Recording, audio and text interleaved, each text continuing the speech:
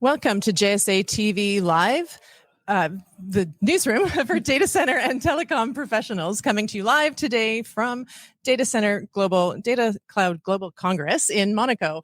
Said that too many times, I think, today. Yeah, but you know, Katie O'Hara is joining us, VP with Stream, and Yvonne Deere, also VP at Stream Data Centers. So happy to have you here.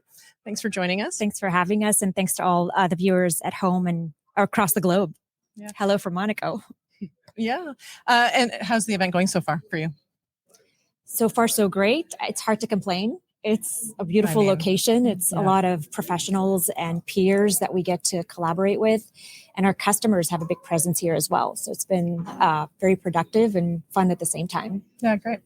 And Katie, I was going to ask you, so you've been with Stream 6 years now? Is that right? 6 years. Yeah, so lots changed. I mean, I feel like every time we talk to you or someone from Stream, there's some big announcement happening, some expansion, or some growth story, really, whether it's with your team or with your facility. So tell us, what's the biggest thing, if you think about over the last 6 years and now, that you're seeing happen? Yeah. Well, I mean, since I've joined Stream 6 years ago, we were about, I think, 50 people. Now we're about 150. So we've grown threefold over the past 6 years, which also is very reflective of how our industry has grown over the past few years. Yeah. And one major thing that I've seen in the industry recently is a focus on ESG. Yvonne, do you agree with that? I do. So obviously the history of delivering large, complex projects for our customers has always been there with Stream.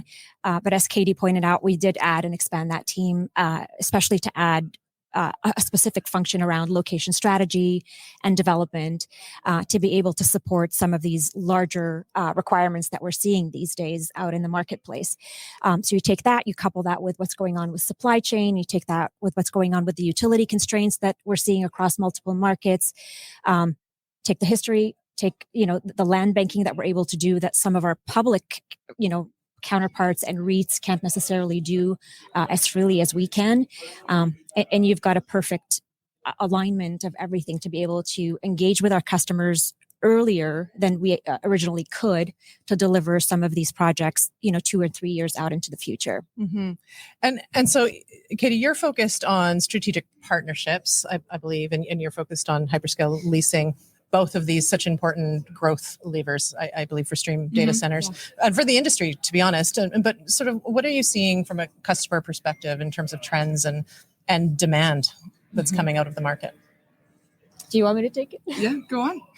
So we actually were talking this morning, and she summarized it pretty well. And it's really, larger requirements coming through, driving the need for campus-like deployments. ESG is a big focus for a lot of our customers. They have very prescriptive, goals that they want to meet. And we get in there earlier and we engage earlier with them and we help them meet these, publicly stated goals. And frankly, that's not just to help them get there, but it's also the right thing to do for our environment. And we have a responsibility to leave this place better for future generations. So, yeah. And I understand that, something like 90% of your inventory is leased to Fortune 100s. And how does that differ from, other deployments you could do? And what specific needs are you addressing for that particular part of the market? Katie's been here 6 years. We've seen requirements change dramatically from 6 years ago to today.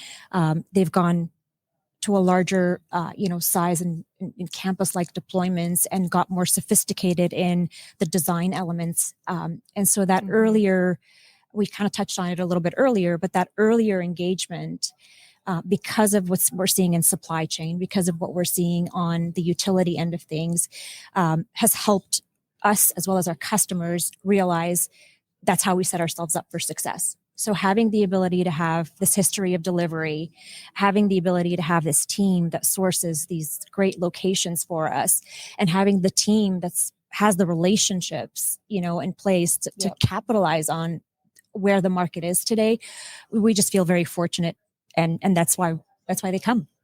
Yeah. And earlier engagement is just key, is what you're getting at as well. Absolutely. Yeah. And now we saw each other the other day. It feels like many days ago. I think it was 1 or 2 days ago. iMasons had an event for women, and then an advisory dinner, and both wonderful, Yes. both wonderful events. I know that you're all involved quite heavily, and you, Katie, are involved in specifically supporting some of the key pillars for iMasons. Can you talk about that, the work that you're doing with them, but also how it aligns to Stream's important pillars that are similar? Yeah, well, Barb, as you mentioned, we had the iMasons women's event on Monday night before the conference, and we had about 200.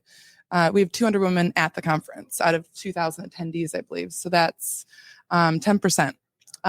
We had about 100 women signed up for the event, and looks like we got about half there. And it was nice for everyone to kind of get together, get to know each other before the conference started, so that you had a familiar face going into the conference, especially for those women that are just entering the industry for the first time. I think it's important to kind of have that.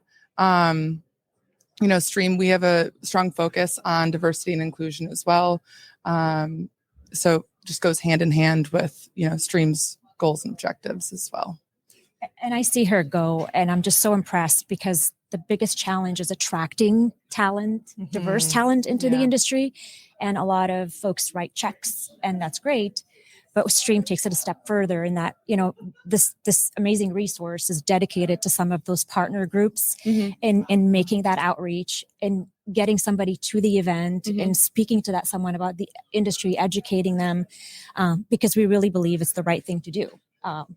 Diversity of thought, whether that's women, diversity of backgrounds, diversity of education, it just leads to better decision making as a business and for our customers. And that's a belief we carry around at the senior leadership level and all the way through. It's one thing I always say this, and anytime I have the opportunity to speak to someone from the Stream team, it's just really so evident how you take that seriously internally, and how much focus is put on building your team, but also fostering growth within your organization, and you're embodying that and showing it, like you said, through some of your actions, Katie, that you've been doing with iMasons and more that the entire Stream team That's right. has been part of. So yeah, it's great. We're honored to talk to you whenever we have the opportunity.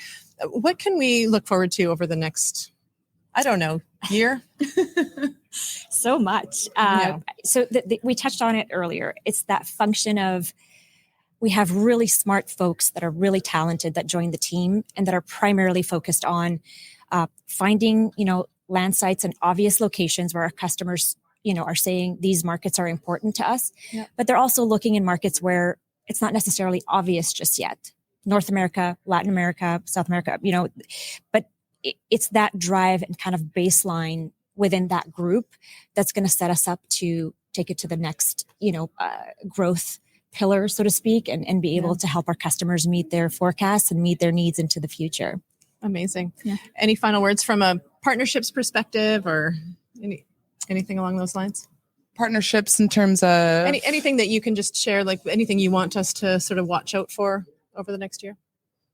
Well, all the women's events that we're going to be having throughout all the different data center conferences. So continuing that. Yeah. We'll all probably be back together again in a couple of weeks. Yeah. Right. That's true. Yeah. ITW. Yeah. Yeah.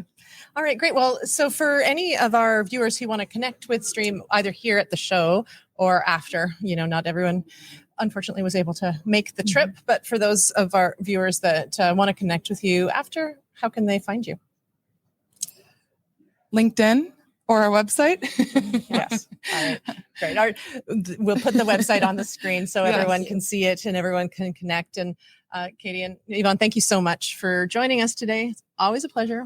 Thank you, Barb. Thanks for having us. Thanks, and everyone. Thanks to GSA for having this amazing platform that allows us to get our message out there too. Of course. Yeah. We appreciate it. We're always happy to have you be guests here. So thank you. And thank you, viewers, for tuning into JSA TV, coming to you live today from Data Cloud Global Congress. That's a wrap for today. We'll be joining you again tomorrow, starting at 9 a.m. local time. And until then, enjoy the rest of your day and see you soon.